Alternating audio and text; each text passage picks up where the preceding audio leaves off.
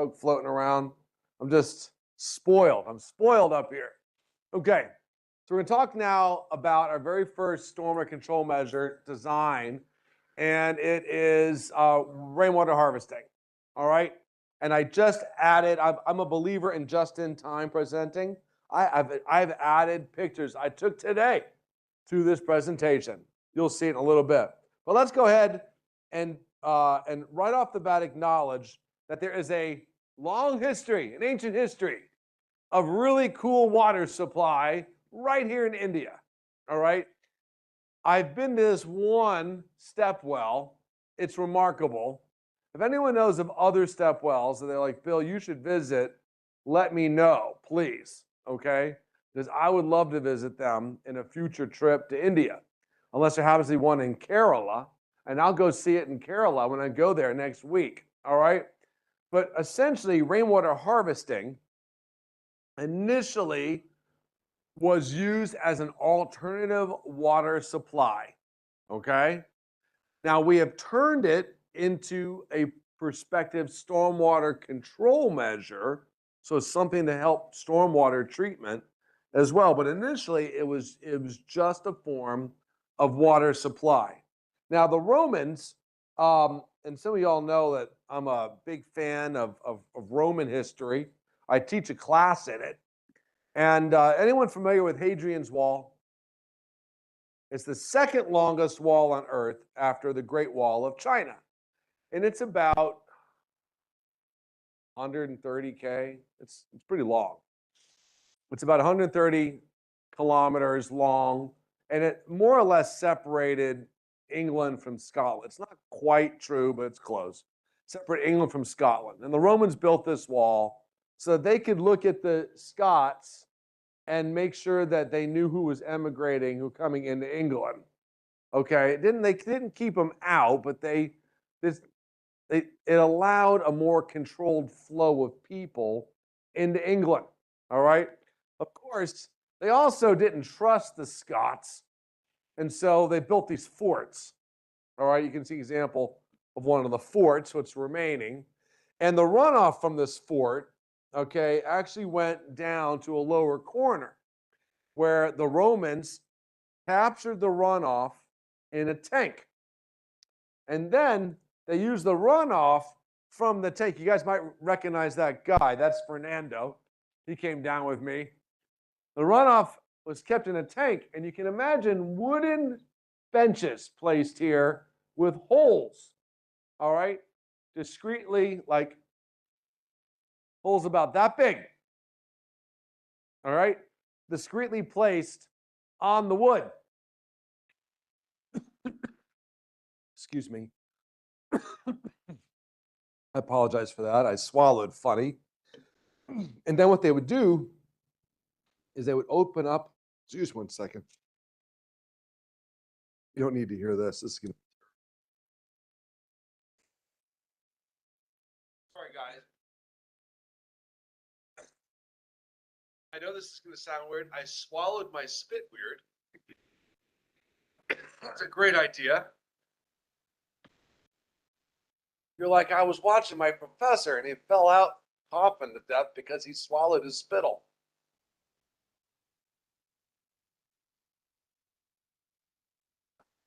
That should be better. You guys could have laughed. That was all right. It wouldn't have hurt my feelings. Okay. And so they had this water in a tank. They had basically turned this into a toilet. And then every once in a while, they would open up a sluice gate and the water would flush through the toilet bottom and flush the human refuse out. So the Romans were harvesting water to flush toilets 2,000 years ago. Well, I found that particularly interesting because at the time I was trying to do a research project in the United States, trying to convince local authorities to let me use rainwater to flush toilets. You know what the local authority was telling me? No. I'm like, what do you mean no? The Romans were doing this 2,000 years ago. So rainwater harvesting in some parts of the world has become actually very popular and has been popular for a while. Principal among those is New Zealand and Australia. Okay. So I'm going to show you some examples from New Zealand and Australia. I did my very first sabbatical in 2010 in New Zealand, Australia. It was very educational. Here's one, a nice big tank. You notice right off the bat that they painted these tanks.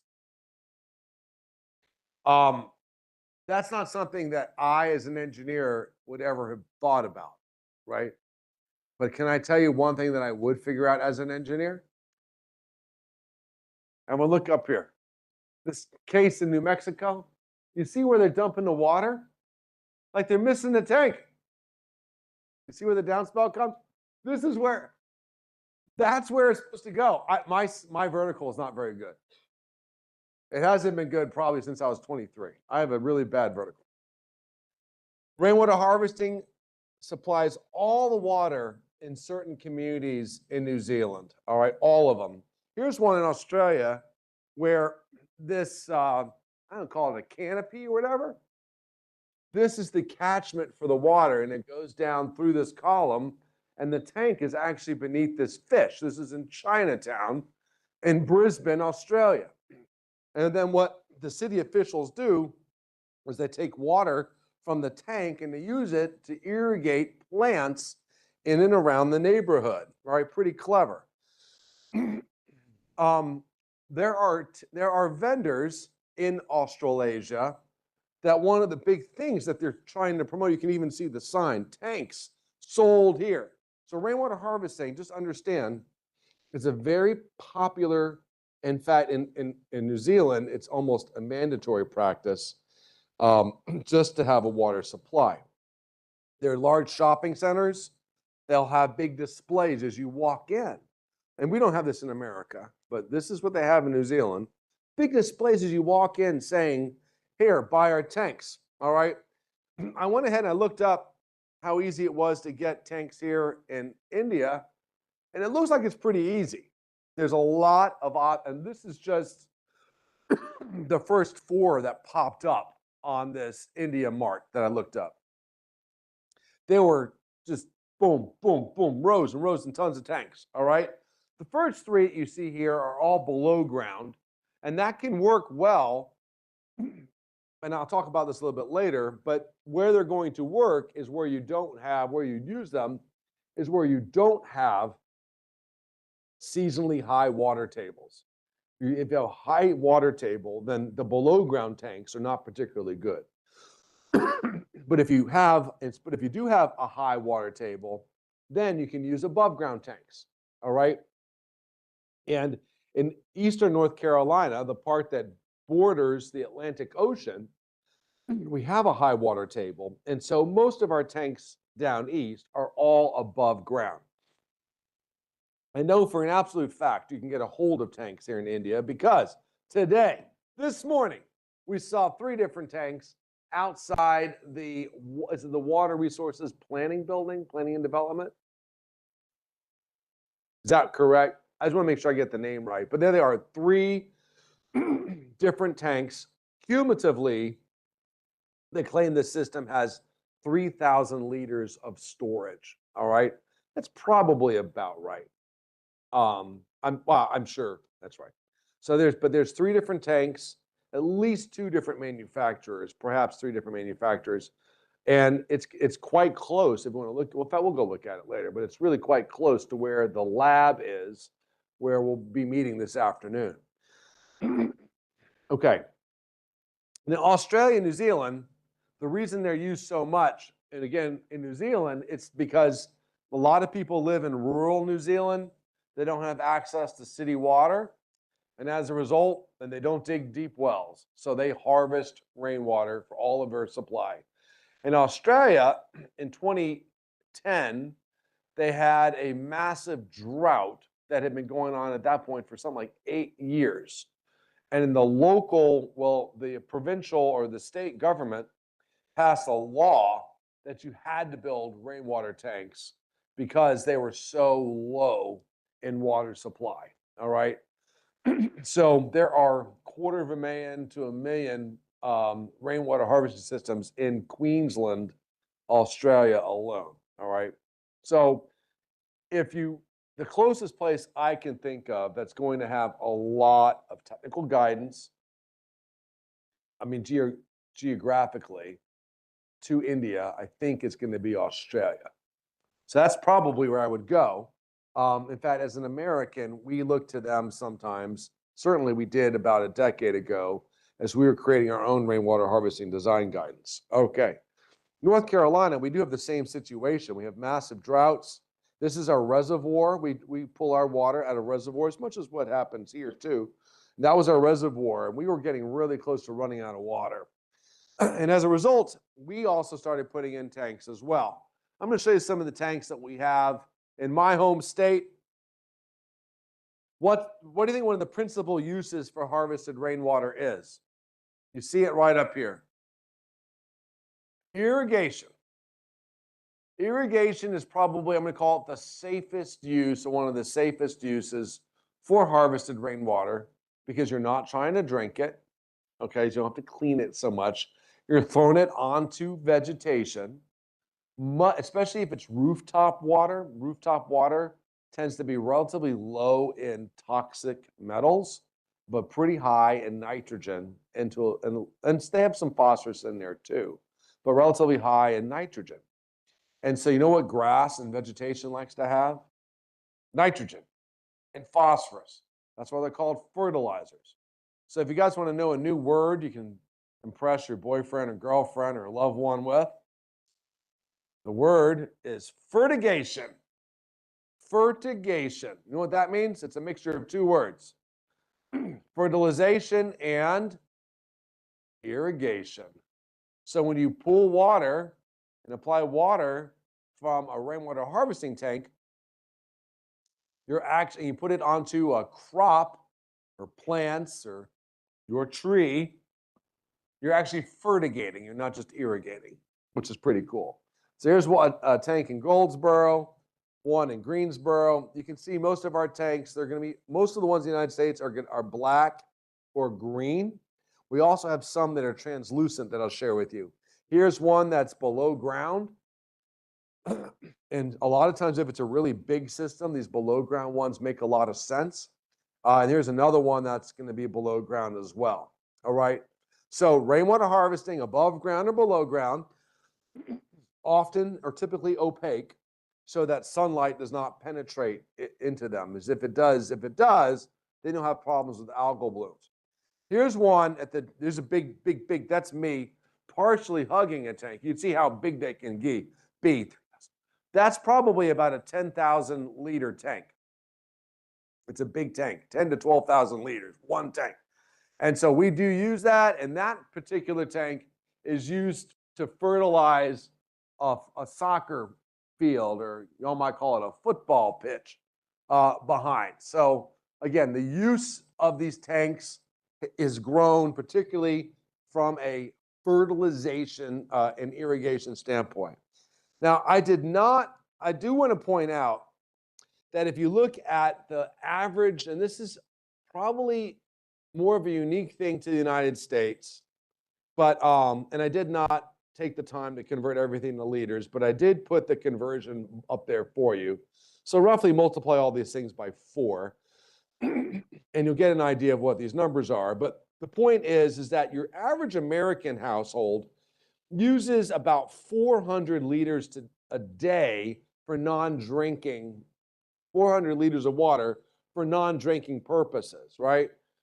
And if you're looking at rainwater harvesting, then you can replace all of those non-drinking purposes with harvested rainwater, all right?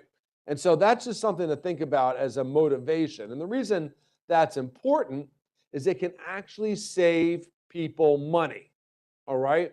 So rainwater harvesting is unique in that as a stormwater control measure, it actually pays you back because you're saving money. Otherwise, we have to buy water from the government, all right? The government supplies us water, admittedly, at a very low price. We're very lucky. the government supply water at a very low price. And of course, they do it because that's to the health of its citizens, right? But they supply water at a very low price. But you can forego paying for water and harvest it yourself, all right? And that can actually save you money. And so that is one of the unique things about rainwater harvesting as a practice is it actually partially pays itself back. So let me talk a little bit now about how well rainwater harvesting works. We'll show you a couple of studies. So here's a sort of a classic case. We have a rooftop. It leads to this tank. This is the bypass. If it fills up, the water will go down there. And this water was used for the most part for spot irrigation of shrubs and trees around this office. So there it is, some spot irrigation going on. Now, what you see here in this line is the water level inside the tank. All right? Now, what do y'all observe? And you're looking at the water level here.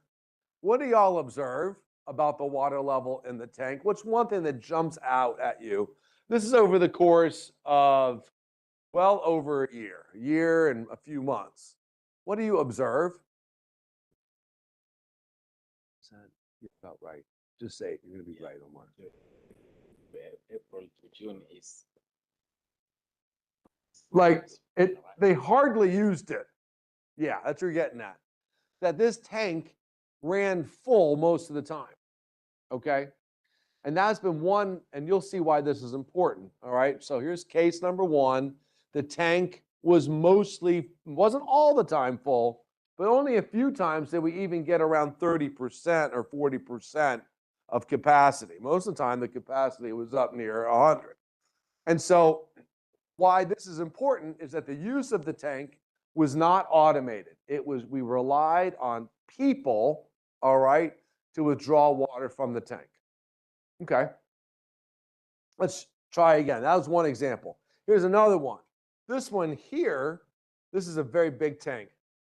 5,000 gallons, about 18,000 liters. Okay, big tank, 19,000 liters. It was used, there I am, it was used to wash vehicles. Now, that's me washing my vehicle, but I want you to know that I don't work there, okay? I was just visiting and washing my car. Well, take a look at how much this water was used. What's the answer? You're like, not much, Bill Hunt, not much. That's right.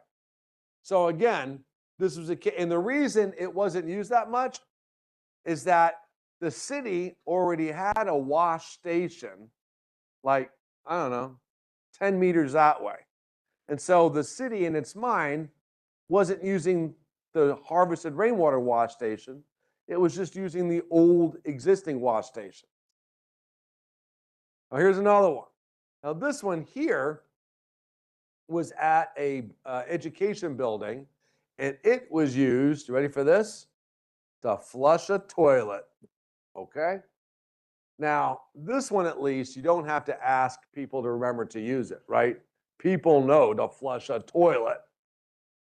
And this is what we found. What do you see here? It never got close to being empty. So that meant all three tanks, I'm going to ask you this, all three tanks, were they bigger than they needed to be? You guys know the story of Goldilocks? Goldilocks and the Three Bears?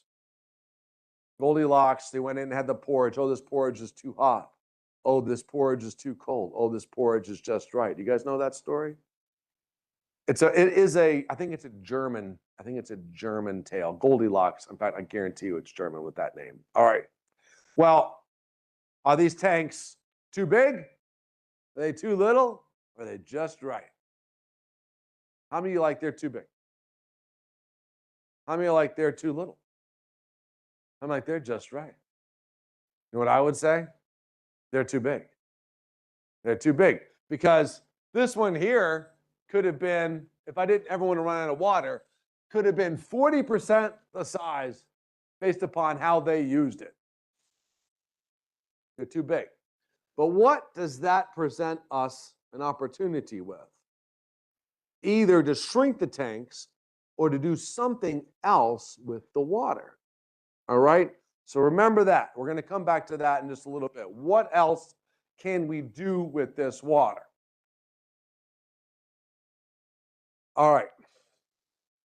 So at the same time we were doing those studies, we had this one study down at the beach of North Carolina. We have very nice beaches. I'm looking forward to seeing the beaches of Kerala because I've heard that they're lovely. Have you guys ever been to Kerala? Has anyone here been to Kerala? If you have, let me know, and I'm always game to hear suggestions. And so what they did in this town is they took septic tanks. You guys know what a septic tank is? If I say septic tank, thank you. So a septic tank is where your sewage is going to get stored, right? And the way a septic tank works is you have a bottom piece, if it's made out of concrete, bottom piece and a top piece. So that's how they put it together, all right? There's a bottom, and they bring in and they put in a top. You're looking at the top, all right?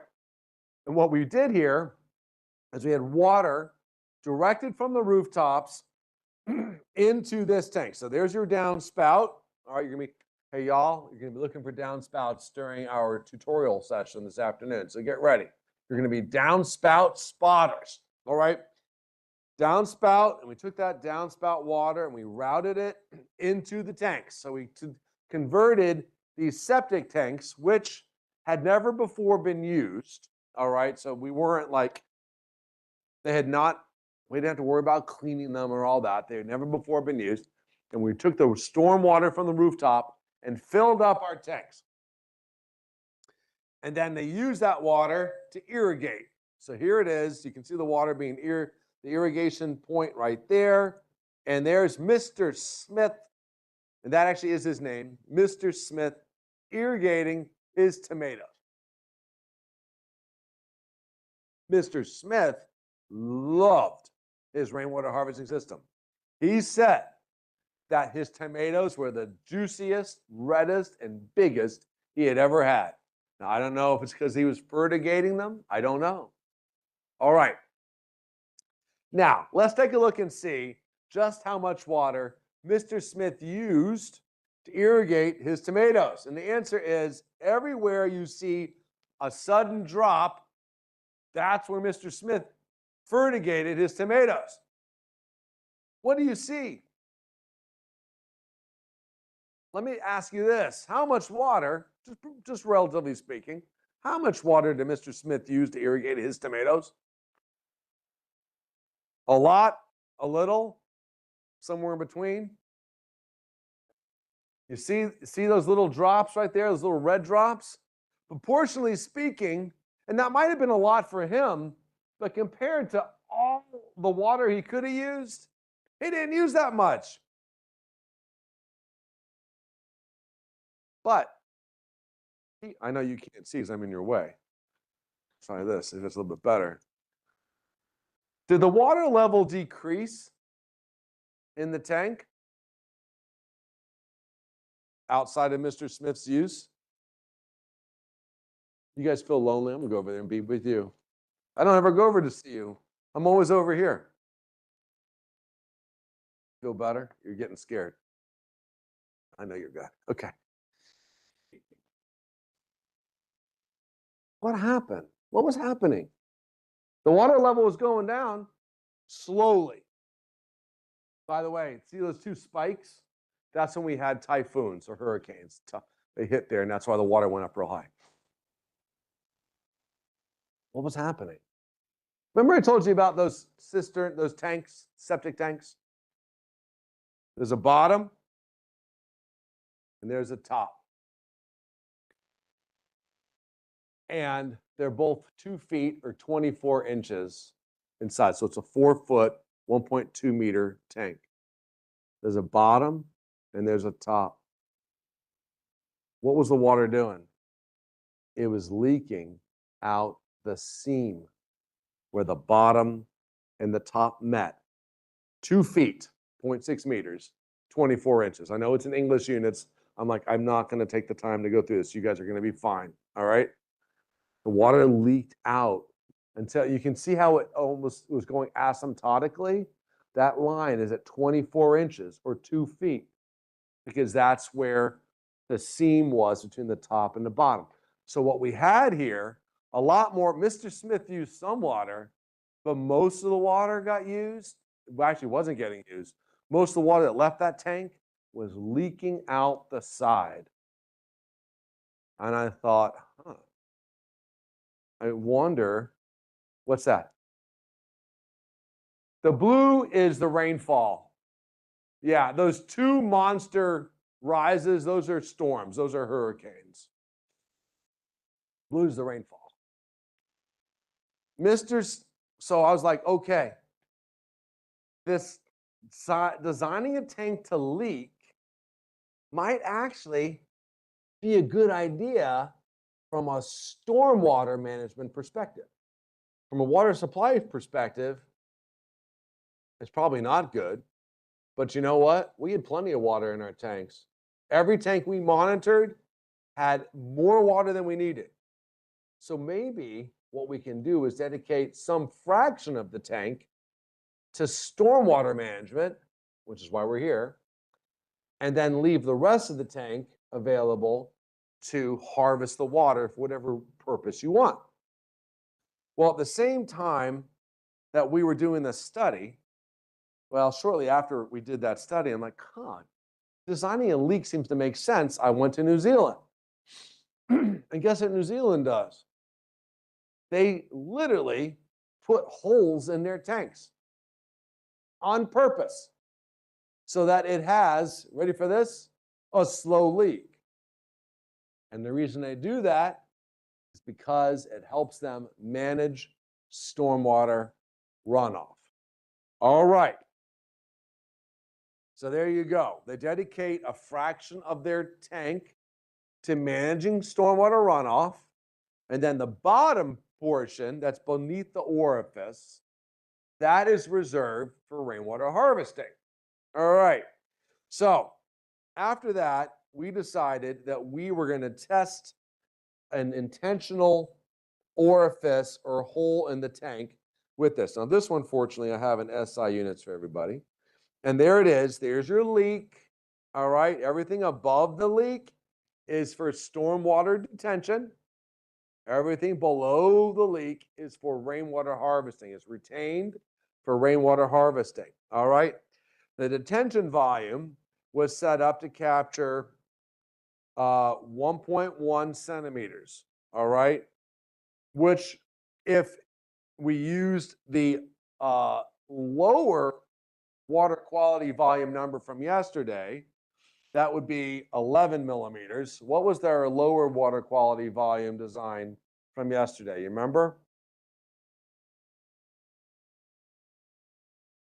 35 was the top one. That's good. That's the one I recommended. 17.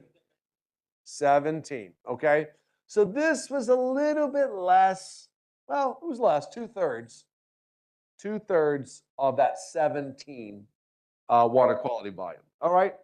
And then everything beneath it. And we also designed it so that it would draw down, if it was full, it would draw down over the course of 3 days. And this is what was used. This is actually associated with beer making. I noticed that beer is not a huge part of the culture here. It is in America, for better or for worse. All right. And I got a buddy who likes to brew his own beer. That's a thing. And for the record, it's pretty good. It's pretty good. All right. So anyway, this is associated with brewing, but it has these really small holes, all right, that go into that larger tube, and then that's used to basically make sure clean water is leaving this tank. So there it is, and there it is leaking. Okay, so that's the hole that we put in. Now I'm going to share with you how well this worked. All right. Now you see the dashed line at the top. That's the top of the tank. The solid black line, that's the elevation of the orifice, okay, the slow leak. And so anytime you see water below the solid black line, that means that DOT, our transportation folks, were harvesting that water for whatever purpose they wanted, irrigating. They actually use the water to suppress dust. Okay, and if you apply water, you can suppress dust. All right, and so that's what they were doing most of the time with it. What do you observe is going on here? Which one of these two methods of withdrawal is more important? That associated with the leak, or that associated with the DOT using the water to suppress dust? Well, you can figure it out by summing the amount of water withdrawn both ways. About 100,000 liters was released through the slow leak, and about 60,000 liters was actually utilized. Okay? This is in line with the other studies, all right, that we did, where the tanks were almost always, well, they were always full and almost always way over capacity. And so the idea of putting a slow leak in it on purpose, that is what enabled this rainwater system to also double up as a stormwater system. Okay. And so we set that up. I said 11. I put 12 here. But so we had 11 millimeters that we set that detention volume for. What if we set it to 25 millimeters? What if we set it to 17 millimeters? What would have happened? We'd have had to lower the hole would have been lowered. So we dedicated more tank to water storage from a rainwater harvesting for a stormwater standpoint, but it would have worked even better, right? So here's one of the really important design considerations that you have. Do you include the low flow drawdown? And then where do you put it? Do you put it so you capture 17 millimeters? You try to capture 30 millimeters or 35 millimeters? You capture less, more? And the answer is, we'll find out later. All right. But you do have that ability to put in a slow leak so that it does more to help stormwater management compared to just applying rainwater harvesting. Now, the slow leak is what we would call a passive treatment. All right. Meaning passive, you don't have to do anything. If you're managing it, it's passive. All right. Now, the flip side of that is to have what we might call active management. And I'm going to explain to you how active management works. And I'm going to talk about it with rainwater harvesting, but this technology actually has great possibility if you use it with wet ponds. If I do a Trump impersonation, would you guys find that funny? If I did that, would you laugh or not? I like impersonating presidents. I think it's funny. Obama, Bush, Biden. This is my Biden. But I can do Trump. I'll do Trump for you in a little bit and see if you guys will laugh. It'd be the best impersonation ever. It's fine. Okay. So active drawdown. Active drawdown means that you are managing the water level in your tank based upon the weather. Ooh, that's pretty slick, right?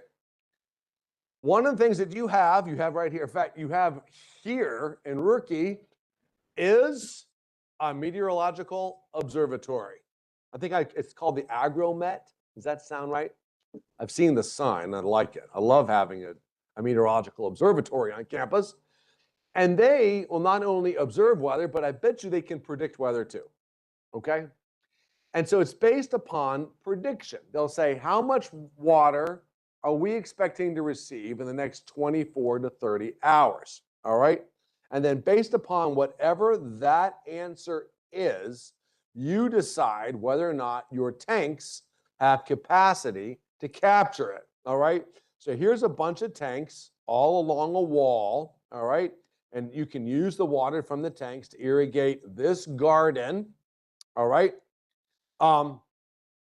There's the garden.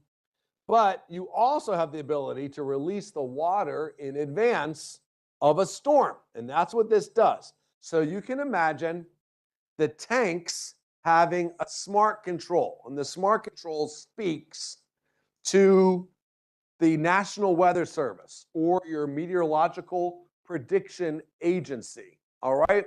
And it will basically be communicating every hour. Hey, how much rain's going to come in the next 30 hours? Nothing, nothing, nothing, nothing. 18 millimeters. Ooh, 18 millimeters. And so then, as soon as it learns that it's 18 millimeters, then this smart control talks to the tanks and says, hey, how much storage do you have? We've got 6 millimeters of storage available. So then the smart control goes, oh, well, let me release 12 millimeters of water so that I can capture all 18 millimeters of rain that's projected to hit tomorrow. And that's what it does. It opens up a valve, and over the course of the next 24 hours, the water level goes, boop, boop, boop, boop, boop, boop. And then as soon as it recovers 12 millimeters of water, additional 12 millimeters of water, the valve closed, and now we've got 18 millimeters of storage, and then we wait for the rain. Might sound crazy. This has been going on. This study here is 15 years old. 14 years old. I'm going to show you how it works. Oh, I should also point out that when you release the water from the tank in advance of the storm, you can put it different places. What we try to do is find an infiltration zone. Okay? An infiltration zone. As I was walking on campus yesterday morning looking for the birds, which weren't hard to find, there's a lot of incredible birds all over this campus, especially at 6 o'clock in the morning. We went inside the Thompson building, which is a glorious building. How many of y'all have been inside it? Okay, go inside it. It's cool. And I saw the sundial. So you guys, I saw the sundial. All right. In addition to the sundial, they also have drains, downspouts. All right. If you had put where my buddy Sean is pointing, if you could have intercepted that stormwater runoff up there, not that I'm proposing to do that, but if you had, okay, you'd store your runoff. And then if you're going to release it in advance of a storm, guess what we got? Right in front of it, we have a prospective infiltration zone. All right. So essentially, that's how rainwater harvesting systems, not that this place needs it, but if you actually wanted to have a really cool demonstration site, this might be a neat one to do. A neat demonstration site. The courtyard of the Thompson building is actually set up perfectly for a rainwater harvesting rain garden dual setup. It's like, I mean, these areas are actually sunken. These beds are actually sunken. They could easily be converted into rain gardens. All right. Just understand the same idea you could do right here at Rookie. All right. So Hurricane Sandy came. This is the elevation of the tank before Hurricane Sandy hit. All right. This red is the predicted amount of rain that's coming. All right. And so what they did is like, okay, it said, hey, you need to draw your water down. And so it did. It drew the water down. And then it's, oh, the rain's even bigger. And then it drew the water down even further. Now, why do you think it didn't de-water the tank? Why didn't all the water get discharged from the tank? Because the rainfall prediction was you needed to acquire all of that space to capture the rain that was going to fall. What do you think the difference is with a tank that has 3,500 liters in it versus a tank that's empty in terms of weight? There's a big difference.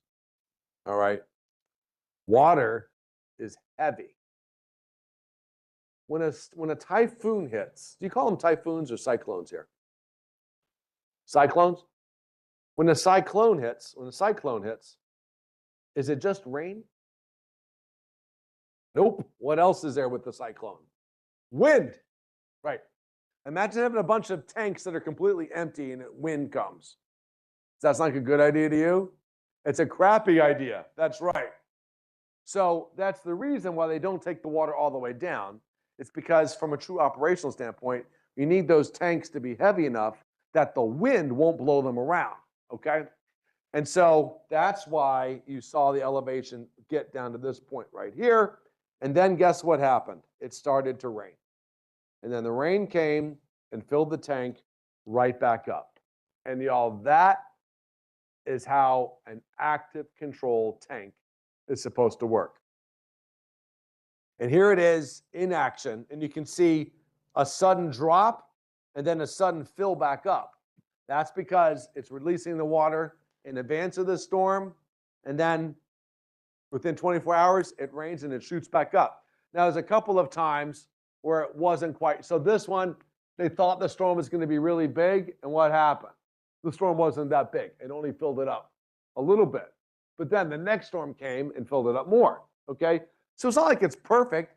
It's not like the predictions are perfect. We know they're not. But you do get some idea about how an active control system. Now, to make it work like this, if we were to do it off the shelf and buy this proprietary product, it would cost about another $25,000. That's too much money for a rainwater harvesting system on the side of a building. But $24,000 isn't too much money if you're designing a large pond that treats 30 hectares, okay? And so really where this technology has its most application is in larger basins, all right? But I did want to share it with you here from our study. And I also will point out that you'll see right here, it goes down to 0. If people have been actively managing this, they look at that and say, why is there 0 water in our rain tank? It's not like it's not raining. And the answer is, whoops, a squirrel. You have squirrels right here on campus. It wasn't that type of squirrel. It was one of our squirrels. A squirrel had gotten in and chewed a hole in the tank, and it dewatered the tank because of it, all right? So one advantage of this system, guys, is that if you're actually looking at it, and you say, oh, that doesn't make sense. Why is the water level at 0? It can clue you in to go inspect it and see what's up so that it eventually gets fixed. This is a point I want everyone to have for going forward, all right? For all the different stormwater control measures, that if at some point you do get to active management, one of the big reasons to have active management is to better inform maintenance. So in the first presentation, I talked about how important maintenance was. Now I'm coming back to it and saying active management helps you have more efficient maintenance, all right? But you do have to pay for that. You do have to pay up front in technology. All right, let's see what we got here. The same thing was done. I'm going to skip through this, but it's everything I just spoke about. The same thing was done with large ponds at University of Central Florida. Same idea, all right? Now, rainwater harvesting is not, or stormwater harvesting is not a practice that has to be used in isolation, okay? Any practice that filters the water and then discharges it after it filters it can be used in front of rainwater harvesting, okay? So there is a term that we use for this in the US, and it's called a treatment train. Y'all ever heard the term treatment train? It's a treatment train. So you got a train cars, okay, of different treatment systems, different stormwater control measures, all right? So a rainwater harvesting system can be used as the caboose, the last car of a treatment train, all right? And so the two most common ones to use for that would be bioretention or permeable pavement, both of which filter the water, and then the filtered water would actually go into the tank. I'll show you an example that we did in Ohio. So the water flowed onto permeable pavement, okay? It flowed through the permeable pavement, and then inside that permeable pavement, embedded in it, was this rainwater harvesting tank. It was a below ground tank. Again, I'm not sure that this technology could be used in large swaths of Rookie, but there are others of you that work in places where the water table is not within 2 meters of the surface, that you would be able to use a technology like this. All right. So I just want you to be mindful of that. So here it is. You can see the run on, you can see the permeable pavement, and then the water would flow from the permeable pavement into these tanks where it would get used. Okay. Now, the advantage of having the water flow through the permeable pavement first is that the water would get cleaner, all right? Which means that you could then use that water for more things than if you use raw runoff, okay? Especially when you have a lot of vehicles driving over. That's pretty dirty stuff. So the permeable pavement, in theory, would clean the water. Now, let's just see how much water it actually cleaned right here. So the big box, that's the night. This is the yellow stuff, or orange rather. That's the inflow. And the cistern water quality is the light blue box plot right here. And then the drainage water are these little blue, darker blue spots. All right. So the drainage water is actually what was being pulled from the tank. All right. So that's the end. The cistern itself, the rain tank, actually employs sedimentation. All right. If water's in the tank, particles are also settling out from it. And then the water that's being withdrawn from the tank is generally this lowest of concentrations, these little blue boxes. That's the concentration that the water got pulled from. So what do you see this treatment train doing? It's significantly reducing the pollutant concentration and therefore the load, so that by the time you use this water for whatever purpose you have for it, the likelihood that that water will be sufficiently clean has just gotten much higher, all right? So remember, rainwater harvest, and when I teach this stuff, y'all, I do kind of focus on one practice at a time. We talk about rainwater harvesting today, talk about wetlands on Thursday, talk about bioretention on Friday, but the reality is they can be mixed.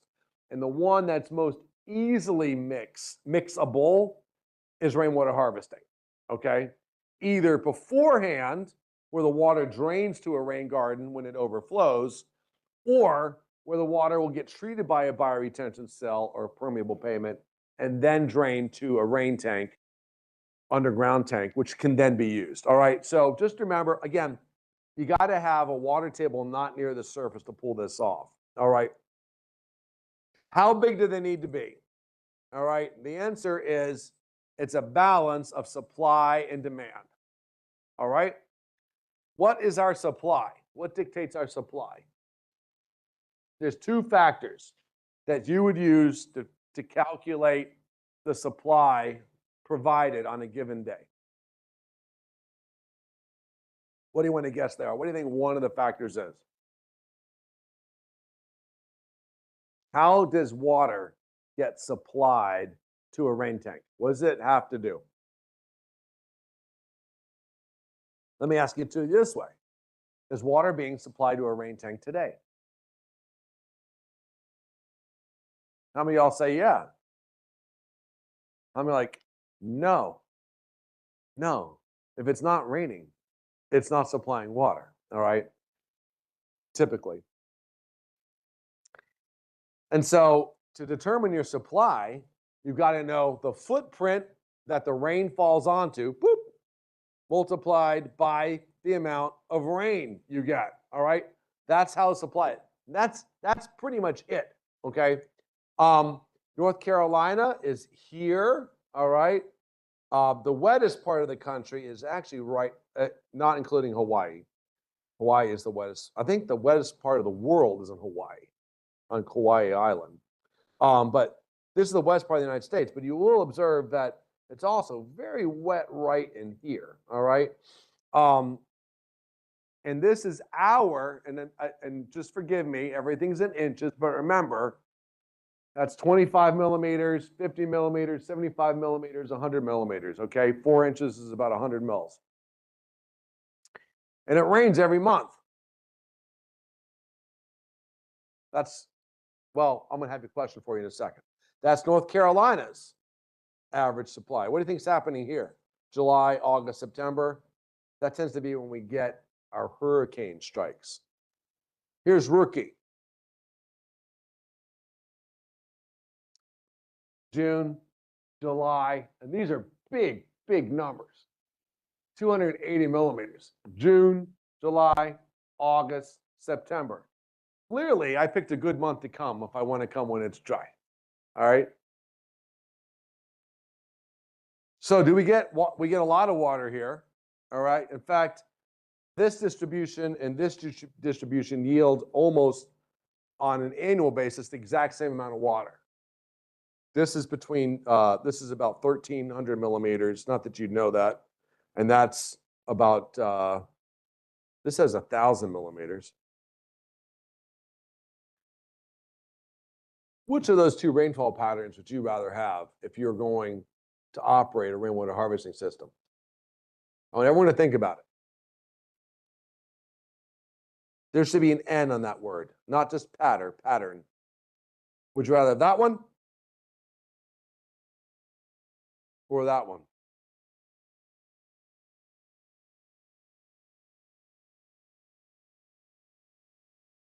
What do y'all think? How many of you would rather have the pattern in North Carolina? How many of y'all would say, oh, I like my Rookie rain? Okay, you were correct. And why is it that the North Carolina weather pattern is basically better? Nothing you can do about it, right? Nothing we can do about it. Why is the North Carolina weather pattern better? What's that? It's more regular, right? And therefore, if you need the water in, let's say, November, okay, that water has been supplied in October and November, all right? It's not that there's zero water, but there is. November, that's really dry. That's like almost freakishly dry, all right? But even October, that there's not a lot. I mean, what is that? 15 millimeters in the whole month? There's not a lot that gets supplied right now, all right? The good news is that any time of year it rains, you probably do have a use for the water, okay? So, but the second thing that's going on with this weather pattern, what's happening in July? You're getting a lot of water. What's the use of water that I talked about is most, we'll say, the most obvious use for harvested rainwater, where you don't have to treat it too much? What is it? Irrigation. Let me ask y'all this. How much irrigation would you need to do in July? Do you need to irrigate anything in July? Yeah, you got 290 millimeters of rain falling in July. You don't need to irrigate jack. You need to irrigate in August? Nope. You got 245 millimeters. That's a lot of water. So one of the issues here is that certainly in July and August, and I would argue certainly a part of September, you would actually never need to irrigate because you just have so much water, all right? Which means that you would need to find another use of water, okay, for harvesting tanks in Rookie, okay? You cannot rely, doesn't mean you don't have any irrigation. You can certainly make a tank that irrigates, the water is used to irrigate, but you can have to find other uses. So this is the supply. What do you think the other uses? What category does other uses belong in? What's the opposite of supply? Supply and demand. Okay, so now we need to think about the demand, all right? And rainwater harvesting works best, ready for this? The more clever you are. All right, we're gonna take a quick break here. And I want everyone to tell me in English, how do we spell engineer? Because all of you are engineers, almost all of you. We have one geographer. How do we spell engineer? Someone tell me. What's the first letter? E. Engineer. Engineer. And what does that connotate to you? Engine. And it's appropriate because we tend to work hard. All right? Engineers are hard workers. All right, where's my man? My University of Trento. Do you know how do Italians spell engineer? It's ingegnerio. What's the first letter? I. For ingenious. Okay? I hate the way English spells engineer. I hate it. Not that an engine isn't appropriate, but engineers really are intended to be ingenious. Okay? So here come, I mean, seriously, I'm not just making, like, for real. So here's our chance to be ingenious, to practice ingenuity. All right? What other ways can we use water for our demand so that we can find a place for this water to go in July, August, and the first half of September? Okay. And here's the answers. Irrigation, you can flush toilets. All right? You can wash vehicles. You can wash clothes. Swimming pools are not super popular here, but if you treat it, you can fill a swimming pool. You don't have to do any salt brine application, but if any of you, I mean, in northern part of Uttarakhand, you do get snow, right?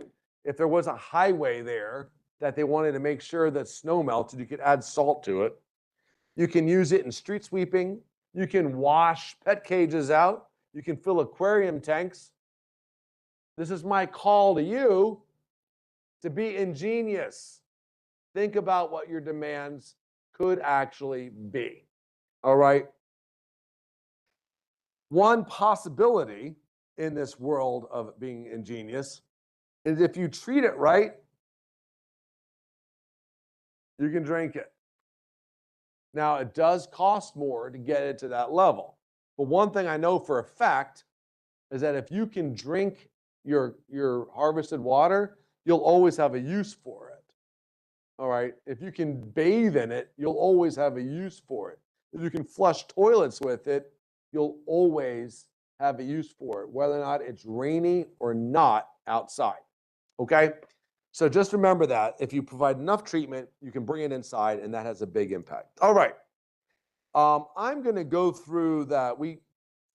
The way you calculate how much water is available in a tank is you take a look.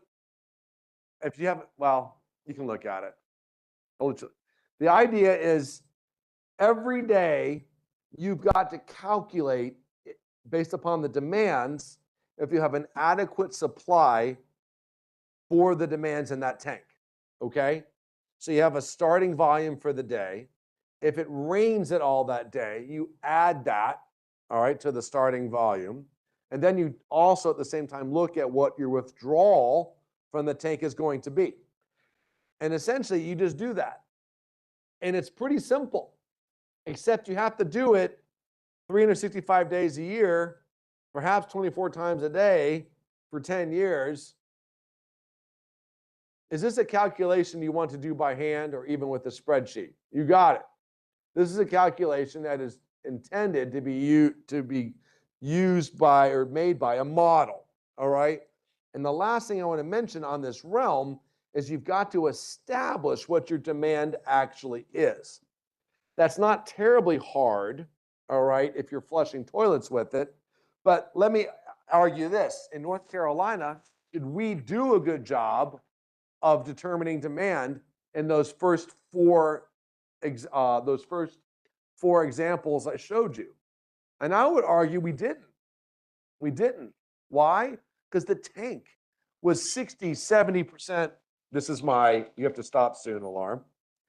60 to 70% full at least all the time. We didn't intend for those tanks to be that full. We just did a bad job early on of understanding what the demand was. We have a much better idea what demand is now, okay? And even then, we don't quite get it right.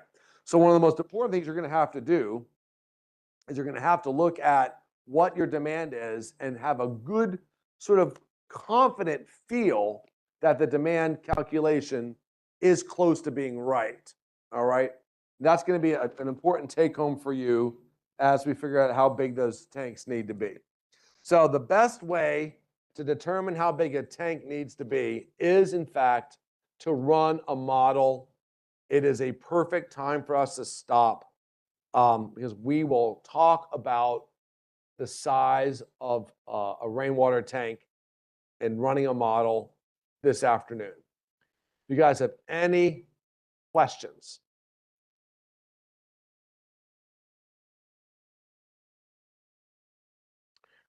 Okay, so it is a little bit after 12:30. When are we supposed to start back up? 2:30? 2:30? 2:30? Okay. Well, that means you get a nice little break for lunch. 2:30 is a good time. That gives me, we're in good shape. What we're going to do to start off is we're going to walk on campus and we're going to identify a place. We're going to take a look at a spot that we have identified where rainwater harvesting could help. Okay.